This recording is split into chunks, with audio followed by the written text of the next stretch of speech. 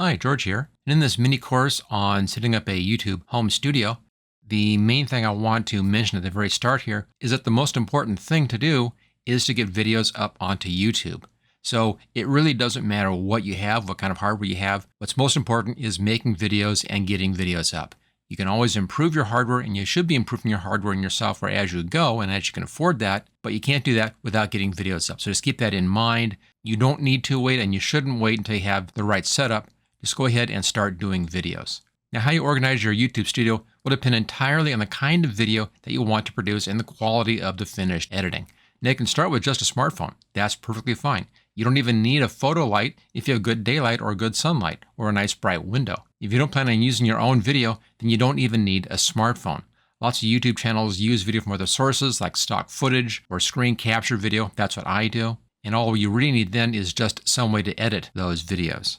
So the first decision you need to make is, where is your video coming from? Stock video, possibly video borrowed from other YouTube channels. This is okay under certain circumstances such as commentary, education, parody, and a few others. Sales videos from companies, you see a lot of this in top 10 channels. Screen capture video that you create by working on your computer, like my Minecraft and Photoshop Elements videos. Lots of software review videos use this technique. Or will you be filming new video? The most common type is filming yourself talking to the camera. It's called a talking head shot. I often call it just a video selfie. This can easily be done with a good smartphone and works great if you have the right personality type or just naturally talkative. This also works well if you work from a script, kind of like traditional acting, and most of the top YouTube channels with a talking head are working from a script. I like to just wing it when I'm recording my videos, which requires a lot more editing to clean up the dialogue, and it's one of the reasons why I use a faceless video style. Or are you going all the way and creating major video productions, sometimes with dozens of cameras running at once? It's possible. We'll be looking at camera and lighting options in the next video. Most of your time, though, on your channel is going to be spent editing your videos and not filming your videos, at least until you're successful enough to hire an editor. Now, you will need an editing app. There are several good free online apps that will work for simple editing needs. The problem with the online editing apps is that they are limited, but it may not be a problem if your video style is simple enough. At a minimum, you need one track for video, one track for dialogue, and one track for sound or music. Ideally, you'll be able to add multiple tracks so you can then layer your different elements.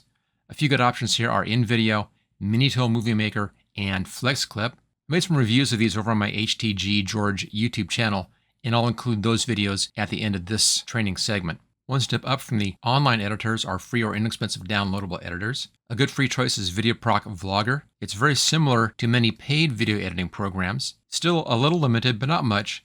And you can make some good professional looking videos with VideoProc Vlogger. And I have a couple of videos about that I'll be including at the end of this segment as well. Next up, we have the low-cost video editors. A good one here is Premiere Elements from Adobe for about $80. Then we get into the more expensive video editing programs. I use Camtasia Studio from TechSmith, which currently runs about $300, and many top YouTubers like Final Cut Pro or Adobe Premiere. Both of these are top-of-the-line professional editing programs. Now, if you're new to video editing, then I'd recommend downloading VideoProc Vlogger, because it is very similar to more professional editing programs, and it's a great way to learn video editing without spending any money. And the techniques you learn here will be able to help you move into the more advanced editors. Becoming good at editing videos takes time and practice. And the good way to start is to analyze top videos on YouTube and see what it is that they are doing. Now, I always appreciate your feedback at any point in this course. And if you'd be interested in a full course on video editing, just let me know. If there's enough interest, I'll go ahead and I will make one of those. Check out the worksheet for this section for links to everything mentioned here. And let's move on to the next video and talk about cameras, lighting, and backdrops.